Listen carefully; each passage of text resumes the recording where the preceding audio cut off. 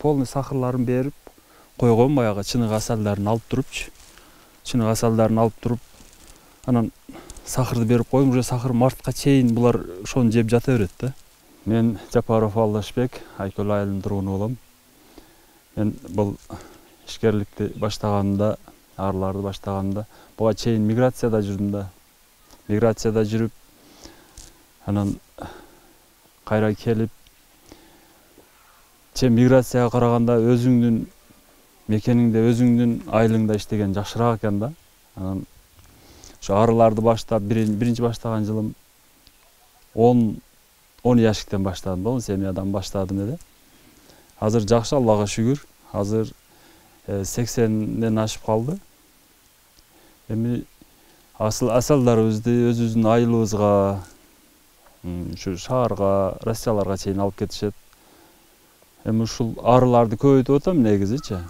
Арылардын дагы сортторун биринчи баштаганда баягы среднорусский деп начар эле сорт менен баштап алдым эле да.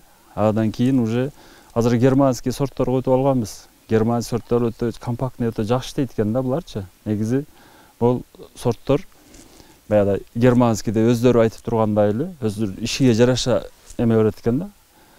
Баягы корумдары дагы складывать эткен. Бүт баары отдельный да. Эми киши караганга да өтө кызыгат экен да. Карпат дегенибиз бул жылуураак жерде жакшыраак иштейт да.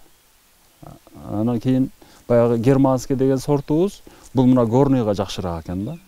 Горныйга өтө компактный иштейт экен да. Булар иштери да ошо эле башкача да, германский деп коет өзүнүн эмеси. Карпатта эмес. Мен бул ишти биз айылда жашайбыз да. Асалдар да таза болот, негизи климат, аба ырайы таза болгону ойлонуштуу. Мен көп элдерге сунуштайт элем да бул иштичи. Себеби бул өтө пайдалуу, ден соолукка да пайда да. Ден соолукка пайда дегеним, мисалы үчүн иштеп атсаң, бир жериң чагып алса, ол дагы пайда да, плюс. Сен бул өтө эле пайдалуу жактары көп да. Азыр менде Карпат менен ошо германский деген эки сорту бар да. Эки сорту бар. Азырынча полный эле ошол германский сортко өтөйүн деген оюм бар да азырчы.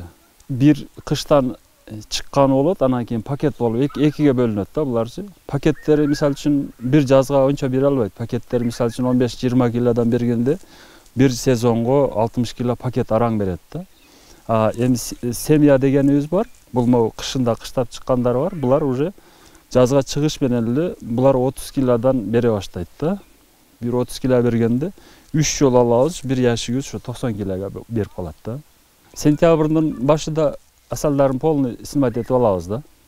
Анан болду, наркысына сахарды берип салабыз. Болду, ошо сахарды жеп жата берет эртек өлөмгө чейинчи.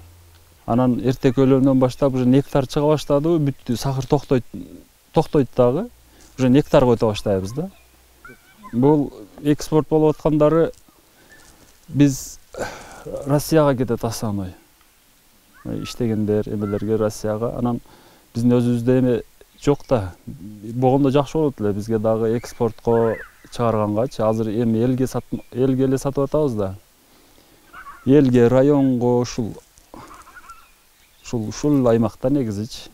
Эгер экспортко жол ачылып калганда дагы жакшы болмок. Себеби 3 тонна, 4 тонна, 5 тонна асал алып алгандан кийин бул жок кылыш кыйын экен да, негизичи. Ошон үчүн экспортко дагы жол ачылып калса дагы жакшы болмок бизгечи. Эми биздин возрастта уже эми карасаң максимальный 100дү карайсың да, 200дү карай албайт экенсиң да. Негизи мен миграцияда барбай ушул жерде калгыла дегендерим дагы себеби ошодон да. Эгер балдар үйрөнүп калса, эми өзүнүн эле үй бүлөсүндө ата-энесинин алдында мынтип пайдалуу иш да булчу. Өтө кирешелүү нерсе да. Бир уул, бир кызым бар. Азыр балдардын алдыда, үйдө жакшы экен да иштегенчи.